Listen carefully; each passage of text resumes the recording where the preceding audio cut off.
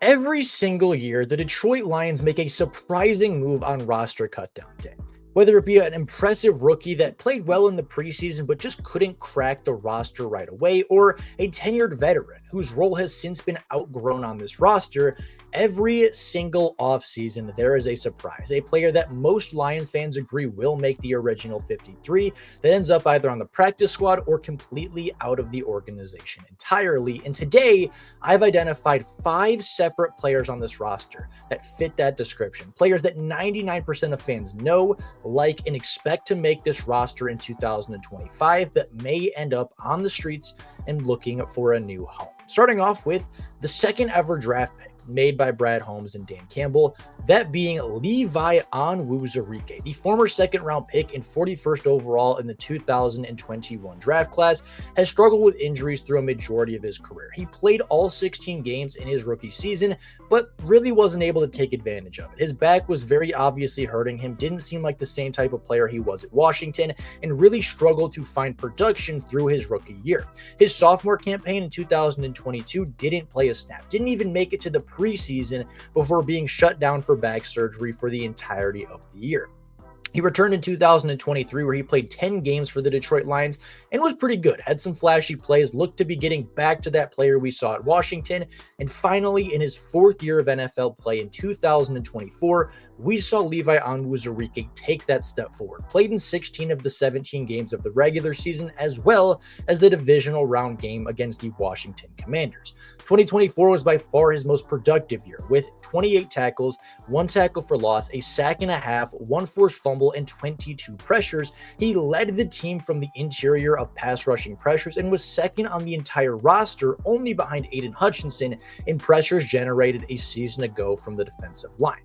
So, if he's so impressive and he's having such a good breakout year last year, on top of being re-signed for a 1-year, $5.5 million contract, why would the Detroit Lions cut a player that they very clearly view as having developed and having taken a step forward? Well, when you take a look at this defensive line for Detroit, it's getting pretty crowded. Alim McNeill is, of course, going to be on injury reserves probably through Thanksgiving, but once he comes back, Levi's role on the roster is really going to be diminished. Along with Alim McNeill, the Detroit Lions have DJ Reader, they just drafted Tyleik Williams, they drafted Mekhi Wingo a season ago, and just signed Roy Lopez out of free agency before they brought back Levi Onwuzurike. With Alim McNeill, DJ Reader, and Tyleik Williams on the field, Levi's role really is going to be as a rotational pass rusher when it is needed in obvious pass rushing situations. So he's going to be battling Mekhi Wingo for that role, who is less productive and is less tenured in the NFL, but has 3 years under his contract for a significantly cheaper value than what Levi is getting right now in Detroit. So if it comes down to 2 players that are going to get you 2 to 3 sacks a season, but one is maybe slightly more productive but significantly more expensive, well, that means that Levi Onwuzurike may not have a role on this roster much longer. I think Roy Lopez is a lock to make this roster, along with Alim, DJ Reader, and Tyleik Williams. And I don't think they're going to send a guy like Mekhi Wingo to the practice squad because I don't think he'll survive there very long. He's a player that flashed last season for the Detroit Lions, and even though didn't walk away with a sack, he did walk away with a number of pressures, a number of impactful plays, and even a couple of moments where you said, wow, that is a player that the Lions could potentially rely on at some point in their future. With 3 years left of control, it seems like Levi could potentially be the odd man out. And if he's not the odd man out in September, he very well could be in November or December as Levi gets back on his feet and that defensive line rotation becomes even tougher to crack. Taking a look at the other side of the trenches, Colby Sorsdal is a player that I believe could see his final snaps in Detroit. A former 5th-round pick, the 152nd in the 2023 class, had 2 starts in 2023. And while he played okay in those starts, had a great game against the Raiders and an okay game in the playoffs, he really hasn't shown any kind of pop or any kind of wow factor since that day. In 2024, he played not a single snap for the Detroit Lions offensive line. His versatility and ability to play 4 of the 5 starting positions on offense is a valuable piece to have, but with the rest of the depth the Lions have across their offensive line, it really isn't necessary anymore. Taking a look at the tackle market for the Lions right now, they have a lot of them. The guards for the Lions on the roster are Christian Mahogany, Miles Frazier, Tate Ratledge, and Graham Glasgow, all of whom will play over Colby Sorsdal and will see time before Sorsdal ever gets the chance. You take a look at tackle, and you of course have guys like Taylor Decker and Penei Sewell, but he's not starting over a player like Dan Skaper. He's not starting over a player like Giovanni Manu. So at best, he's the fifth tackle on the roster, and at best, he's the fifth guard on the roster. That is not a player that typically ends up making the team long term. And for a player that at one point was potentially looked at as a developmental guard of the future, seems to have been looked past, seems to have been moved on from in the minds of the Detroit Lions, and he's going to fight an extremely tough uphill battle if Sorsdal ever wants to find himself on the roster. Will he find himself on the practice squad? I think that's entirely possible. I think he's a player the Lions really like. In a worst case scenario, he has starting experience in the NFL and has played some good football in his time, but it is not going to be good enough to end up making this final 53 when week one eventually rolls around. Hendon Hooker is the next player I want to talk about, a player that Sorsdal spent his entire preseason protecting, and this one's going to be controversial, and I know it will be. But as a former third-round pick in 2023, the 68th overall, he really hasn't lived up to that potential. With 9,000 career passing yards in college, 80 touchdowns to 12 interceptions, Hendon Hooker was a Heisman finalist in 2023. Led Tennessee to victories over rival Alabama for the first time in nearly a decade, and Tennessee's #1 seeding, even if it was short-lived. Tennessee was likely to make the college football playoff if Hendon Hooker didn't get hurt, and could have potentially made a run at a national championship. The ACL tear really derailed Hooker's career, a player that hasn't really returned to form even through the preseason last year, where he played okay, but also had some really poor moments. He was 29 of 44 on completion percentage with 300 passing yards, 1 passing touchdown, and 1 interception through 3 games of the NFL preseason. He hasn't really looked like the Hendon Hooker of old. The deep ball isn't really there. The athleticism hasn't really returned. The scrambling ability to create things that are off schedule hasn't really been seen as often as we did at Tennessee. And he just doesn't feel like the same player, doesn't have the same confidence, doesn't have the same zip on the football, doesn't have the same accuracies that we saw. And that is a big concern for Detroit Lions fans, as well as the coaching staff, if Jared Goff ever is to miss time.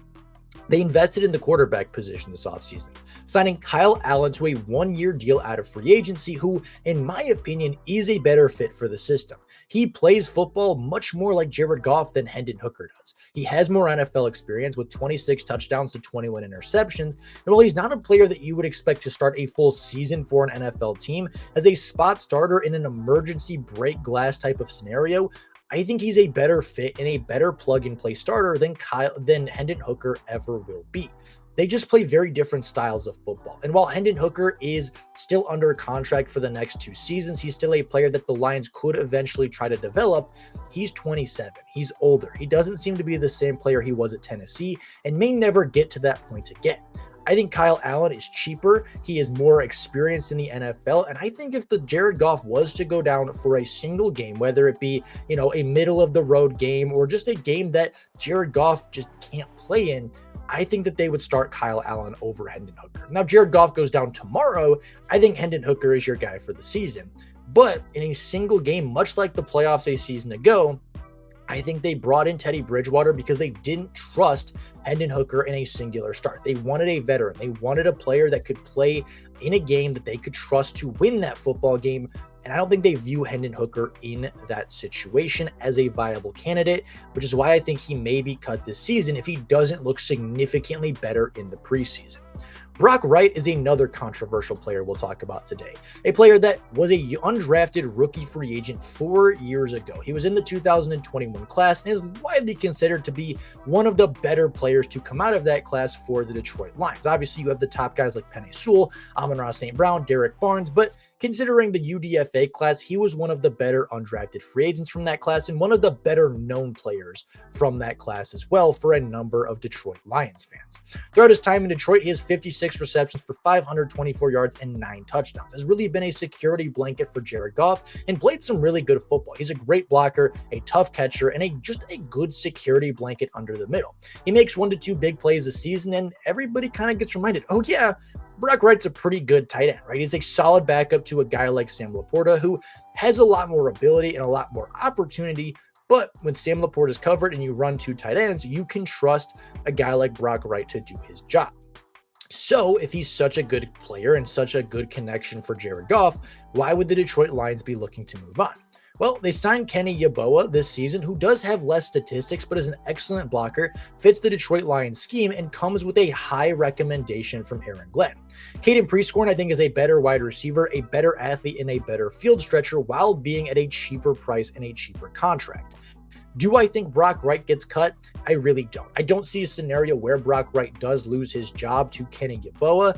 But if we're looking at just potential candidates, if he struggles throughout training camp and Yeboah looks great as a blocker and Prescorn looks good as a wide receiver, I could potentially see both Shane Zylstra and Brock Wright being casualties to get a little younger, to get a little cheaper, and to cut some pennies and cut some dollars where they might want to throw those money at a guy like Brian Branch. They might want to throw that money at a player like Aiden Hutchinson or Jameson Williams or Jahmyr Gibbs a few years down the line. And Brock Wright, he's not an expensive backup tight end, but I think he is more expensive than what maybe some teams would be willing to pay. So if they can get cheaper without losing a lot of production, they could potentially look to move on from the 4-year veteran and connection to Jared Goff.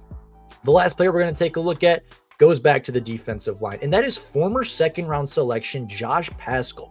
The 46th overall pick in the 2023 class has been pretty good for the Lions. He's played 36 games for the Lions, totaling 62 tackles, 12 TFLs, 5 sacks, and 2 fumble recoveries. A player that, again, has suffered through injuries for the Detroit Lions, but last season had a pretty solid year, could find himself with a door behind him instead of walking through one.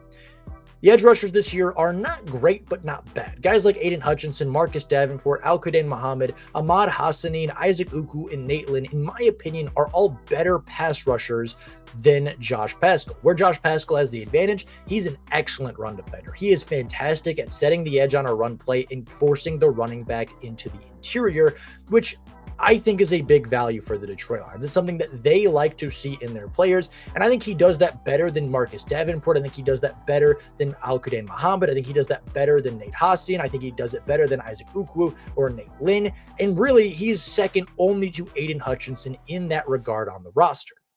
However, if the Lions start valuing pass rush a little bit more than run defending, if they feel good about Marcus Davenport, if they feel good about Al-Quadin Muhammad, they feel really good about Ahmad Hassanin, the former second-round pick from Kentucky could find himself walking out the door as a cap casualty that, again, would save you money on the final year of a second-round contract, could save a little bit of cap space for a guy like Brian Branch's extension, a guy like Jameson Williams' extension, a guy like Aiden Hutchinson's extension, and potentially not see him on the roster either. The injury concerns are there, the pass rushing concerns are there, and while he's an excellent run defender, he does have issues getting to the quarterback. So, in my opinion, those are the 5 most likely surprise cuts that we could see.